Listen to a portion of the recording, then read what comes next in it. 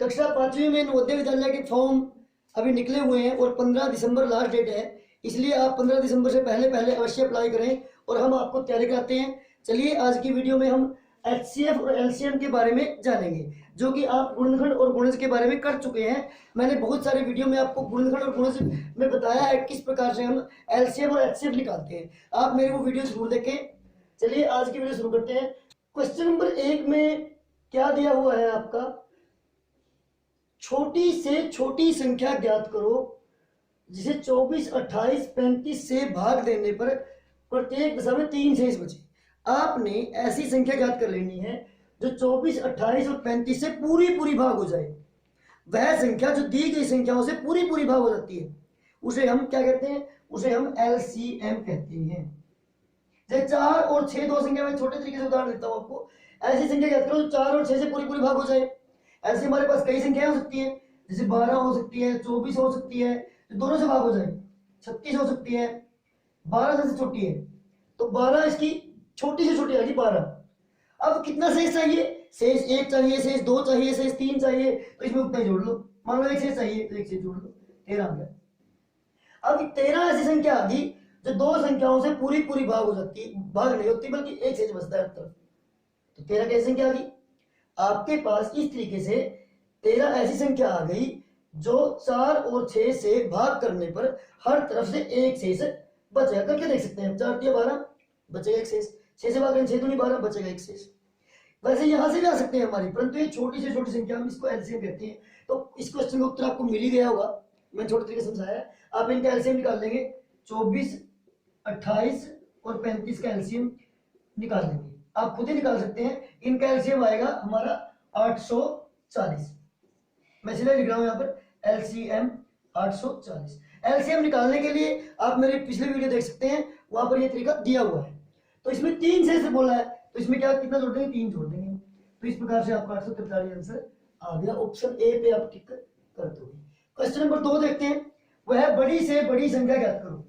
अच्छा बच्चों, नवोदय की वीडियो थोड़ी लंबी होगी। अगर आप प्रतियोगी परीक्षाओं की तैयारी करना चाहते हैं तो वीडियो पूरी देखें, स्किप मत करें, क्योंकि तैयारी आपने ही करनी है। क्वेश्चन समझाने में टाइम तो लगता है ना, ये 2-3 मिनट की वीडियो नहीं बन सकती। तो इसलिए क्वेश्चन नंबर 2 देखते हैं, वह बड़ी से बड़ी संख्या ज्ञात करो जिससे, मतलब उस संख्या से इसको और इसको भाग करने पर 5 शेष बचे। तो ऐसी संख्या 5 शेष बचना चाहिए ना, उस शेष को हम पहले ही घटा लेते हैं। 245 में से 5 घटा लो और 1038 में से 5 घटा लो, दोनों में से 5 घटा दो पहले ही। जितना शेष बोल रखा है उसको आप पहले ही घटा दीजिए। तो इस प्रकार से आपके पास 2 संख्या आ गई है, 1024 और 240। अब ऐसी संख्या निकालो जो इन दोनों को पूरा भाग कर दे। तो क्या निकाल लेंगे, ऐसी बड़ी से बड़ी संख्या जो दी गई संख्याओं को पूरा भाग कर दे, वो होती है महत्तम समापवर्तक। वो आपको निकालना आता है, मैंने पिछले वीडियो में बताया है। आई आइकन पे डिस्क्रिप्शन बॉक्स से मेरी वो वीडियो ले सकते हैं। अब मैं सीधा ही एक भाग विधि सिखा देता हूं आपको। फिर 24 प्रश्न को हम भाग विधि द्वारा भी कर सकते हैं। अब भाग से करने के लिए 24 का पहाड़ा आप जानते होंगे, क्योंकि आप नवोदय की तैयारी कर रहे हैं ना, तो आपको फटाफट आनी चाहिए हर चीजें। 24 एकम 24, 24 दूनी 48, 24 तिया 72, 24 चौके 96, 24 पंजा 120, 24 4 पे गया पड़ा हमारा, 4 0 0, 4 चौके 16, 4 दूनी 8 1 9। अब घटा लेंगे 4, 12 में 6 गया 6। अब इस रकम को अंदर लेके आएंगे। अब कितने में गया, 3 पे जाएगा हमारा। ये आप खुद कर सकते हैं। यहाँ पे 8 और यहाँ पे 3 बचेगा, 13 में से 9 गया 4 और ये 64 आ गया। 48 एकम 48, इसको आगे मैं यहाँ कर रहा हूँ, घटाएंगे तो 6 16 आ गया। 16 फिर 48 अंदर जाएगा ना, यहाँ पे 16 दिया 48, तो ये 16 रकम आ गया आपकी। कैसे क्या आ गया आपकी, 16 संख्या आ गई जो इसको और इसको तो पूरा भाग कर देती है।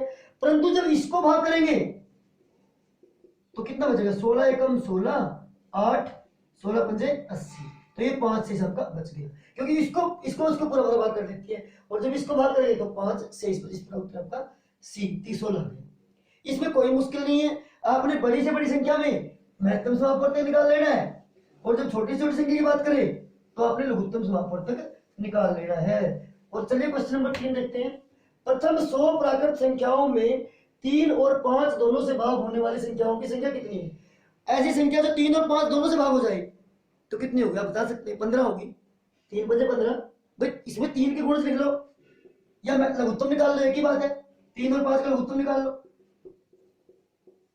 बड़ा ही आसान है। 3 गुणा 5 15 आएगा एलसीएम, एलसीएम 15। तो ऐसी संख्या जो 3 और 5 दोनों से भाग हो सकते हैं, 15 हो सकती है, 30 हो सकती है, 45 हो सकती है, 60 हो सकती है, 75 हो सकती है, 90 हो सकती है, 105 हो सकती है। ऐसे 15 के पहाड़े में आएगी ना, क्योंकि जो 3 और 5 दोनों से भाग हो जाए तो 15 के पहाड़े में आएगी हमारी। तो इनमें से प्रथम 100 प्राकृत संख्या है, 100 में से 100 तक की गिनती में से निकालना है आपने, कितनी आएगी देखो ये आगे 1 2 3 4 5 6। इस प्रकार से उत्तर कितना आ गया, 6 उत्तर आ गया इसका। इस प्रकार से आप कैरी करेंगे, क्योंकि इसमें महत्तम और लघुत्तम के 2-3 प्रश्न आते हैं और जिसने कर लिए तो उसके चांसेस बहुत अच्छे रहते हैं। निम्नलिखित संख्याओं में से कौन सी संख्या 3 4 5 तथा 6 से भाज्य है? ये बिल्कुल आसान है, ये समझ गए होंगे अब तक बातचीत में आप कि ऐसी संख्या ढूंढनी है जो 3 4 5 6 से पूरी भाग हो जाए। तो क्या निकालेंगे, बिल्कुल सारा एलसीएम निकालेंगे। 3 4 5 6 का एलसीएम आप निकाल दो। पहले 2 से करेंगे, 2 दूनी 4, जो भाग होते हैं उनसे भाग कर देंगे, बाकी ऐसे कैसे लिख देंगे। संख्या 60 आ गई जो इनसे पूरी भाग हो जाए। इस प्रकार से आपने ये 4 क्वेश्चन कर लिए। चलिए क्वेश्चन नंबर 5 में देखते हैं।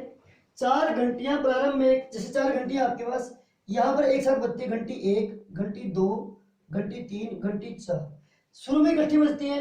उसके बाद ये 25 सेकंड बाद ये 30, ये 36 और ये 48 सेकंड के बाद बजती है।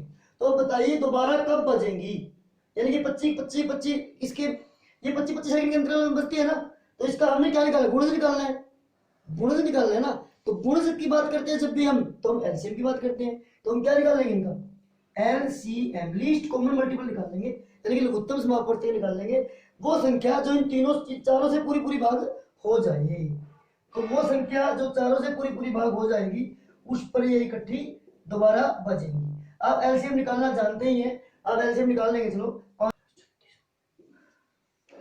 इस प्रकार आपके पास एलसीएम कितना आ गया इनका, 3600 आ गया, यानी कि 3600 सेकंड। इसके आप मिनट बना लेंगे, आपने घबराना नहीं है बड़ी रकम देख के, 60 से भाग करके आप इसकी मिनट बना सकते हैं। तो 60 मिनट आ गया, यानी कि वो 60 मिनट के बाद दोबारा फिर इकट्ठी बजेगी। 60 मिनट का मतलब 1 घंटा। तो यहाँ पर ऑप्शन में 1 घंटा भी लिख सकता था, ऑप्शन पे भी डिपेंड करता है, परंतु आपको तरीका आना चाहिए। अगर आपको तरीका आता है तो आप बड़ी आसानी से निकाल सकते हैं। तो क्या उत्तर आएगा आपका 60 मिनट, यानी कि अगर वो सुबह 9 बजे इकट्ठी बजी है तो दोबारा कब बजेगी, 10 बजे। इस तरीके से क्वेश्चन आ सकता है कि यदि वो 2 बजे इकट्ठी बजी तो दोबारा कब इकट्ठी बजेंगी, उसमें 4 ऑप्शन हो सकते हैं आपके। मतलब सवाल तो एक ही है, कई तरीके से पूछा जा सकता है, आपने हर तरीके से आना चाहिए। सब में एलसीएम निकालना है, और वो घंटियां जब 9 बजे बजी थी उसके बाद 10 बजे दोबारा इकट्ठी बजेगी, यानी चारों दोबारा इकट्ठी एक साथ 10 बजे बजेगी। अगला क्वेश्चन नंबर 6 देखते हैं। इस क्वेश्चन में क्या है, ये भी बिल्कुल इसी तरह क्वेश्चन है। एक चौराहे पर बत्ती 40 सेकंड तक, दूसरे चौराहे पर, जैसे एक चौराहा लगा हुआ उसमें 40 सेकंड, अगले 32 सेकंड बाद बजती है। यदि वे एक बार बदली है सवेरे, तो उसके बाद कब इकट्ठी बदलेंगे। सेम क्वेश्चन है ये भी। 40 और 32 का आप एलसीएम निकाल लीजिए, कितना आएगा, आ गया 160 सेकंड। 160 सेकंड के आप मिनट बना सकते, क्योंकि आपको पता है कि 60 सेकंड 1 मिनट, 60 सेकंड का 1 मिनट, 60 सेकंड के 2 मिनट, तो कितना हो गया 120 के, यानी कि 2 मिनट हो गया आपके। 120 सेकंड और बचेंगे 40 सेकंड, तो 2 मिनट और 40 सेकंड वाला उत्तर ये हमारा आया। 2 मिनट 40 सेकंड बाद वो दोबारा इकट्ठी बदल जाएगी। इस प्रकार से आप इन क्वेश्चनों को बड़ी आसान तरीके से कर सकते हैं। क्वेश्चन नंबर 7 में संख्या 45, 60 और 75 का एलसीएम व एचसीएफ का टोटल निकालना है। बड़ा ही आसान है, इनका एलसीएम निकालना है तीनों का।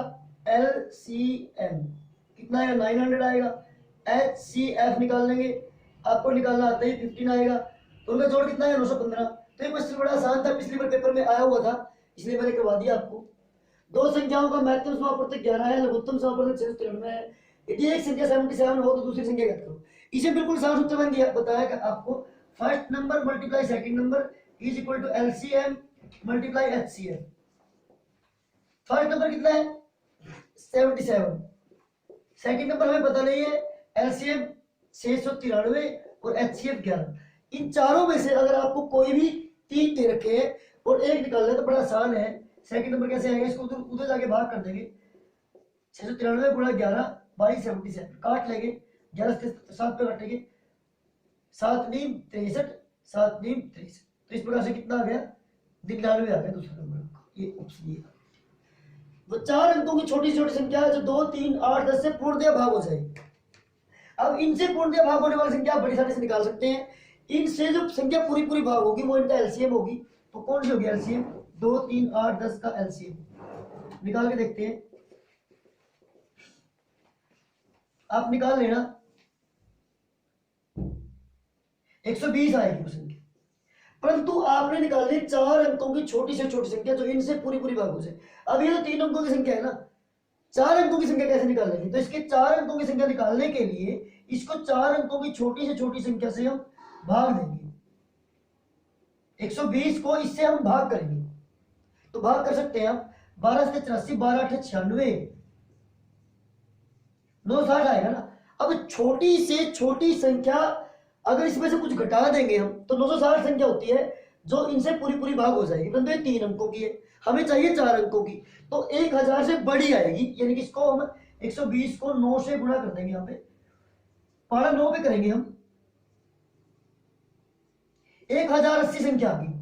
कितनी आ गई वो, 1080। तो 1080 वाला हमारा ये उत्तर बिल्कुल सही आएगा। इसमें 1080 4 अंकों की छोटी से छोटी संख्या है जो 2, 3, 8 और 10 से पूरी पूरी भाग हो सकती है। 40 और 60 का मतलब HCF 20 है, एलसीएम ज्ञात करो। बिल्कुल आसान है, first number multiply second number बराबर एलसीएम मल्टीप्लाई HCF। कितना है first number 40, second number 60, LCM तो आपने फाइंड आउट करना है, और HCF कितना है 20 है। तो कितना आएगा, डिवाइड कर देंगे इधर 20 से, तो 20 दिया 60, 40 दिया 120 आ गया आपका एलसीएम। बिल्कुल शॉर्ट ट्रिक है ये, शॉर्ट ट्रिक में चलना है आपने, क्योंकि वहां पर समय कम होता है, छोटे छोटे क्वेश्चन जल्दी जल्दी आपने करने हैं।